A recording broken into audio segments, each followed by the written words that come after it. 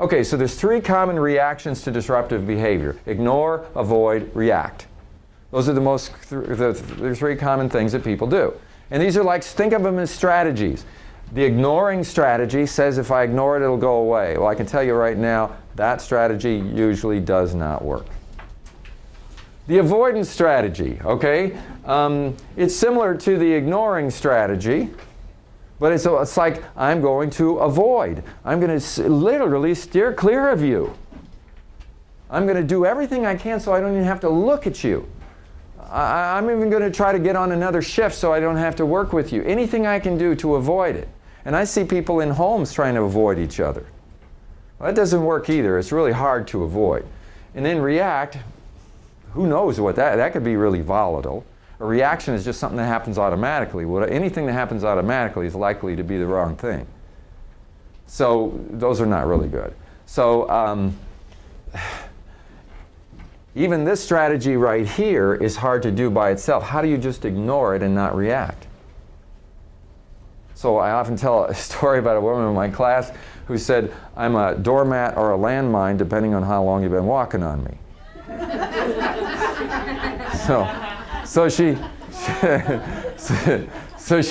Her strategy was to ignore it and just let people walk on her and just and it's just the build up and the build up. She couldn't just ignore it. It was making her upset. But she'd hold it in and hold it in and hold it in, and then one day somebody make a comment and she's just explosive. And it comes out that way. And these kinds of things, even the avoidance thing, it doesn't work. It's hard to just totally avoid. You still get bothered by it and you still react. So it kind of comes down to this one. Just different kinds of reactions.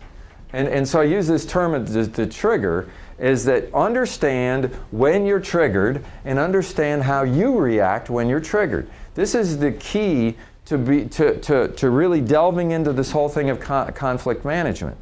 Is that when the conflict is coming up, you tend to be in first position. You're looking through your eyes, so you're acutely aware of how the other person is behaving. But you may not be aware of how you're behaving. And because your mind wants to justify all your behaviors and rationalize it away, you may not be looking at it objectively. I can guarantee you the person that you're interacting with is looking at your behavior, and they're not happy about your behavior. And in fact, your behavior is probably, or your reaction, the reaction that you're having that was triggered, which, see, the people that have a reaction of a shutdown, it's amazing what that causes in other people. So let's say you're working with a very task-oriented person, and they're upset about maybe something that's going on. And this is somebody who prides themselves about being honest and straightforward. And to them, that's a good thing. So they come to you and they're so honest, they're brutally honest. And they point their finger at you and they tell you what they're doing wrong. And to you, that's a really bad behavior. So you shut down, which means you can't talk to them, you can't reason. You know what they want? Those people want you to spar with them. It's like, let's fight about it. You know? Defend yourself. I'm going to challenge you, and what's your answer to that? And then whatever you say, they're going to challenge what you just said. But they kind of like this. You know, have you ever known people like that? They enjoy it. Let's get it. And some of these people, you know, after we finally have it out, they walk away and everything's fine. Okay, but now you take a very sensitive person, and, oh man, and they start doing the challenging and all that, and you feel like you're being bullied and picked on.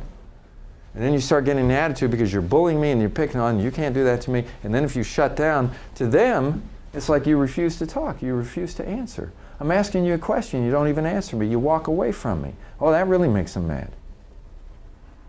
And what you don't realize is that something that they said triggered you, your reaction was to shut down, and now they're reacting to your shutdown reaction. And when you start to look at these things this way, you just realize how helpless we all are as human beings. Because we're all reacting and we're all judging and we're all seeing things through our narrow eyes. Where is somebody who can just be objective and see what's going on and not look at the other person different than they look at? If you can look at somebody else and see what they're doing wrong, why can't you look at yourself and see what you're doing wrong, like an objective third party? And that's why I say if you can actually shift and look at the situation from second position and see yourself and how you're acting right now.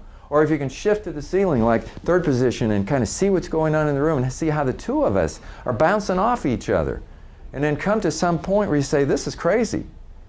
I'm going to break this, you know, and figure out how to get out. But if you don't get out of this mode, you're just going to keep it up and cause the reactions to continue.